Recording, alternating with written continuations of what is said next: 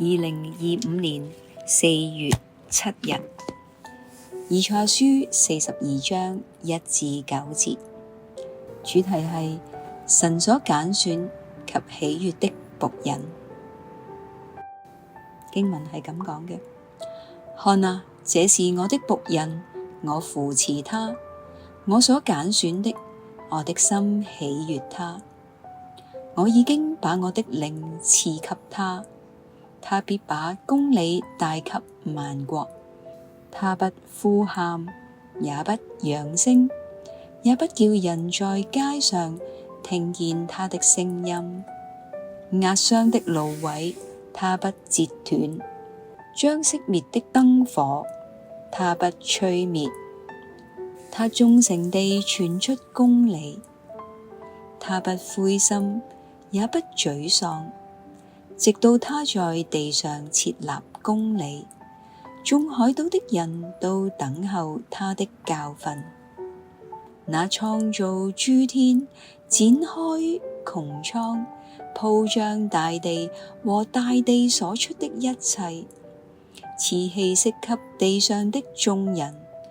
又賜靈性給在地上行的人的耶和華神這樣說：我耶和華憑着公義呼召了你，我必緊拉着你的手，我必保護你，立你作人民的約，作列國的光，為要開瞎子的眼，領被囚的出監獄，領住在黑暗中的出監牢。我是耶和華，這是我的名，我必不把我的榮耀歸給別人，也不把我當受的稱讚歸給雕刻的偶像。看啊，先前預言過的事已經成就了，現在我說明新的事，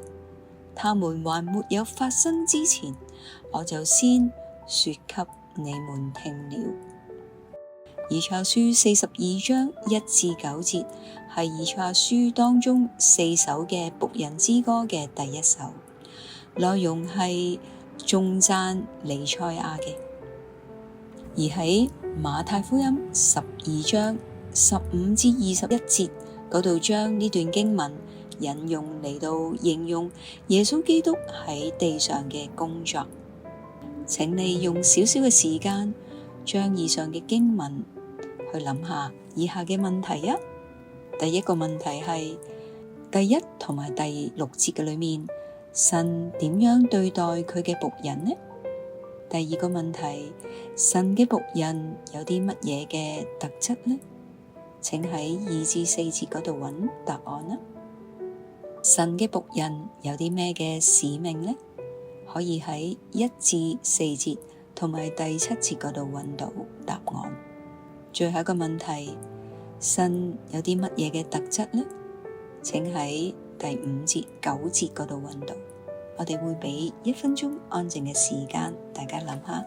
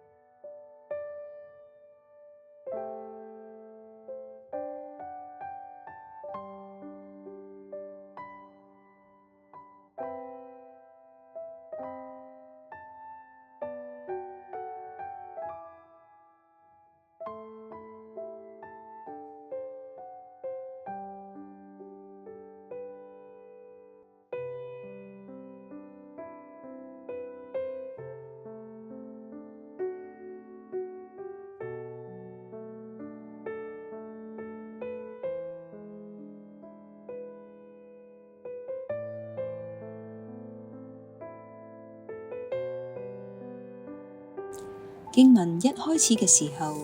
神好喜悅同埋雀躍咁去介紹佢嘅僕人。佢話：你哋睇下，呢個係我嘅僕人啊，係我扶持佢，我好愛錫佢嘅。神嘅僕人喺世界創立之前已經被神去揀選，而且神將自己嘅靈充滿佢，使佢必定能夠完成神嘅使命，將公理帶到萬國萬邦嗰度。另外，因為神以公義去呼召佢，必定會緊緊拉住佢，同埋保護佢嘅僕人，更加會立佢作人民嘅約，同埋成為列國之光。神嘅僕人嘅特質就係佢唔會大呼小叫，令人注意，而且喺大街上亦都係好安靜，唔發聲。呢種嘅表現出佢係謙卑柔和，佢唔張揚顯露自己嘅名聲，而且佢係滿有憐憫嘅心腸，顧念嗰啲軟弱寒微嘅人，所以被壓傷嘅蘆葦佢唔會折斷，將熄滅嘅燈火佢唔會吹滅佢，並且佢唔會灰心，唔會喪膽，因為有神嘅靈喺佢嘅裏面，使佢嘅熱忱唔會熄滅，任何事都唔會削弱佢嘅力量，直到佢喺地上建立公理。神係好欣賞佢咁介紹佢嘅僕人嘅特質。僕人嘅使命就係佢要忠實地傳出真理，佢對神嘅話語充滿信心，就好似耶穌喺各城各鄉嗰度教導人認識同埋明白神嘅話。雖然耶穌喺各處會有醫治趕鬼，但係佢是教導神嘅話語係最重要嘅，因為前者係短暫嘅，後者先至係長久，而且咁樣亦都會建立公理嘅基礎，叫人因着佢嘅話語對神係有信靠，以致生活有盼望，而唔再係瞎眼被囚禁，係可以領人出黑暗，進入奇妙光明，讓人得着自由，同埋過豐盛嘅生命。神係創造天地萬物，又賜人有氣息喺地上生活，同埋賜人有靈性可以去同佢連結，而且佢係自有永有，係掌管歷史，能夠預知未來，無所不知，無所不在，無所不能，係全能嘅主宰。佢有預知未來嘅能力，係同偶像完全唔同嘅。呢種神聖嘅能力增加咗佢嘅榮耀。上主嘅僕人係會被主去肯定同埋建立嘅，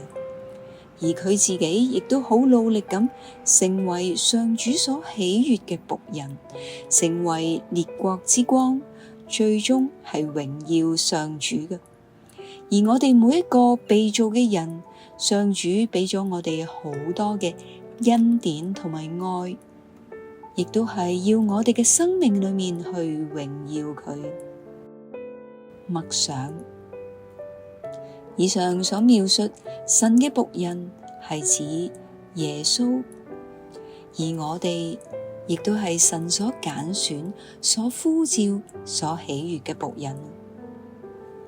你亦都願唔願意你都成為神所喜悅僕人嘅特質呢？讓我哋活出呢個美好生命嘅見證，成為眾人嚟到認識神嘅大使，讓神嘅光照亮呢個黑暗嘅世界。